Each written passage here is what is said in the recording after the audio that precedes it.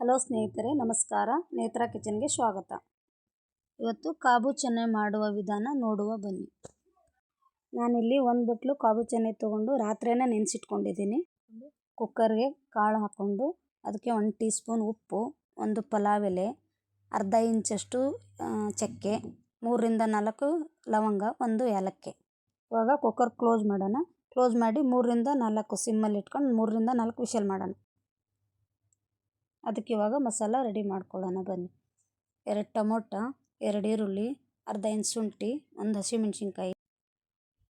ಇಲ್ಲಿ ಒಂದು ಬಾಣಲೆ ಇಟ್ಕೊಂಡಿದ್ದೀನಿ. ಬಾಣಲೆಗೆ 2 ರಿಂದ 3 ಸ್ಪೂನ್ ಎಣ್ಣೆ ಹಾಕೋತಾ ಇದ್ದೀನಿ. ಇದಕ್ಕೆ ಇವಾಗ ಒಂದು ಚಿಟಿಕೆ ಹಿಂಗೆ ಹಾಕ್ತಾ ಇದ್ದೀನಿ. 1 ಟೇಬಲ್ ಸ್ಪೂನ್ ಜೀರಿಗೆ, 1 ಒಣಮೆಣಸಿನ್ಕಾಯಿ.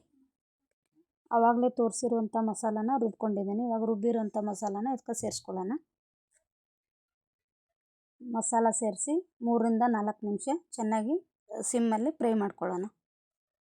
ಇವಾಗ ಇದಕ್ಕೆ ಮಸಾಲ ಸೇರಿಸ್ಕೊತಾ ಇದ್ದೀನಿ.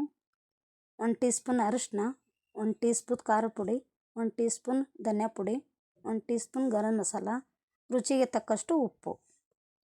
ಇದು ಚೆನ್ನಾಗಿ ಡ್ರೈ ಆಗೋವರೆಗೂ ಫ್ರೈ ಮಾಡ್ಕೊಳ್ಳೋಣ. ಇದು ಇವಾಗ ಚೆನ್ನಾಗಿ ಮಿಕ್ಸ್ ಆಗಿದೆ.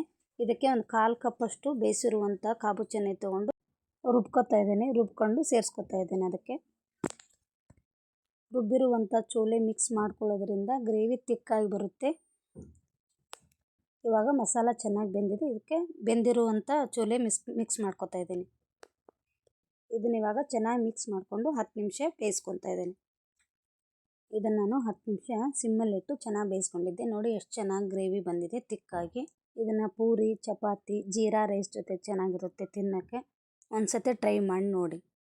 ಇಷ್ಟ ಆದಲ್ಲಿ ಸಬ್ಸ್ಕ್ರೈಬ್ ಮಾಡಿ, ಫಾಲೋ ಮಾಡಿ. Thank you.